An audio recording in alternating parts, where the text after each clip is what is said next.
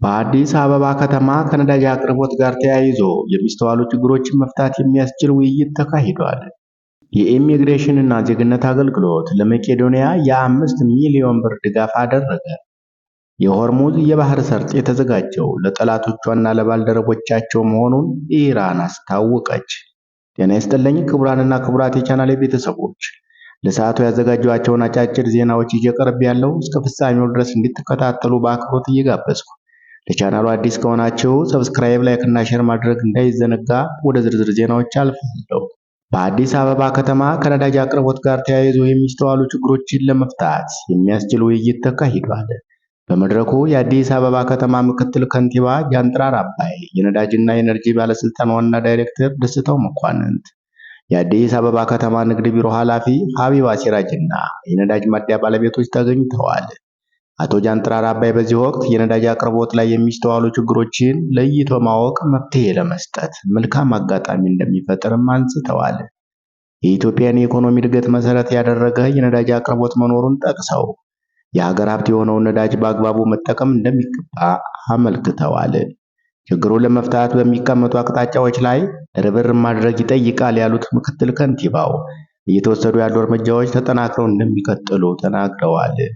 በህገወጥ መንገድ ለመሸጥ የሚደረጉ እንቅስቃሴዎች በመዲናዋ ለሚስተዋለው የነዳጅ አቅርቦት እጥረት መንስኤ መሆናቸውን አብራርተዋል። ወይዘሮ ሀቢባ ሲራጅ በበኩላቸው ከነዳጅ ስርጭት ጋር ተያይዞ በማደያዎች የሚፈጸሙ ችግሮች በርካታ መሆናቸውን አስረድተዋል። ችግሩን ለመፍታት ቢሮ የሚያከናውነውን የቁጥጥር ስራ አጠናክሮ እንደሚቀጥልም አረጋግጠዋል። መንግስት ለነዳጅ ከፍተኛ ወጪን በማውጣት ነዳጅን ወደ ሀገር ውስጥ ሊያስገባ እንደሚገኝ ተናግረዋል። በየደረጃው ያለው ሌብነት ማስቆምና አስተማሪ እርምጃ መውሰድ እንደሚያስፈልግም አጽንኦት ሰጥተዋል። የኢሚግሬሽን እና ዜግነት አገልግሎት ለመቄዶንያ የ5 ሚሊዮን ብር ድጋፍ አደረገ። የኢሚግሬሽን እና ዜግነት አገልግሎት አመራሮችና ሰራተኞች በዛሬው ዕለት በመቄዶንያ አረጋውያንና የአእምሮ ህሙማን መርጃ ማዕከል በመገኘት የ5 ሚሊዮን ብር ድጋፍና የማዕድ ማጋራት መርሃ ግብር አከናውነዋል።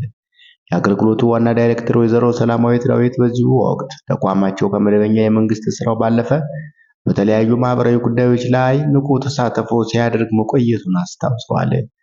ለመቄዶንያ መስራች አቶ ቢንያም በለጠና ለስራ ባልደረቦቹ ባስተላለፉት ምስጋና ኢትዮጵያ ታመሰግናቸዋለች ሲሉ አድናቆታቸውን ገልጸዋል። የዛሬው ድጋፍ የአንድ ወቅት ብቻ ሳይሆን ተቋሙ በቋሚነት ለመቄዶንያ ድጋፍ የሚያደርግበትን መንገድ እያመቻቸ መሆኑን ወይዘሮ ሰላማዊት ጠቁመዋል። የኢሚግሬሽን እና ዜግነት አገልግሎት ያከናወነው ይሄ አድራጎት ተግባር የመንግስትም ሆነ የግል ተቋማት ለማህበራዊ ኃላፊነት ሊሰጡት የሚገባውን ትኩረት የሚያሳይና ሌሎችም አርአያ የሚሆን ተግባር መሆኑን ገልጿል። የሆርሙዝ የባህር ሰርጥ የተዘጋጀው ለጠላቶቿና ለባልደረቦቻቸው መሆኑን ኢራን አስታውቃለች።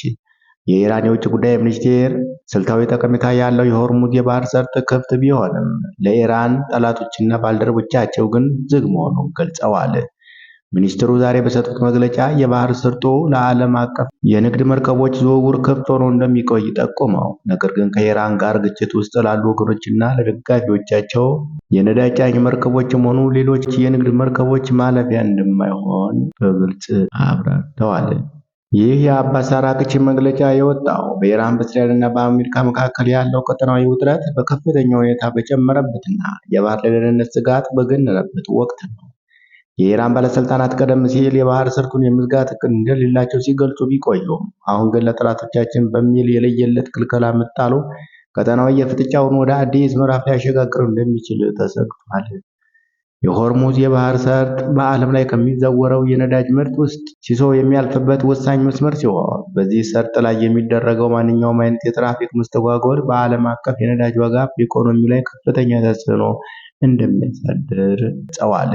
ኢራን ይህን እርምጃ የወሰደችው በሀገሪቱ ላይ ለሚሰነዘሩ ጥቃቶችና ለሚጣሉ ማዕቀቦች እንደ ግፊት መጠቀሚያ እንደሆነ ዲፕሎማሲያዊ ምንጮች እየገለጹ ይገኛሉ። ክቡራንና ክቡራት ቤተሰቦች ለዕለቱ ያዘጋጀኋቸው ዜናዎች እስካሁን የተከታተላችኋቸውን ይመስሉ ነበር። አብራችሁኝ ስለቆያችሁ ከልብ እያመሰገንኩ ለቻናሉ አዲስ ከሆናችሁ ሰብስክራይብ፣ ላይክ እና ሼር ማድረግ እንዳይዘነጋ። መልካም ጊዜ እንዲሆንላችሁ ተመኘው።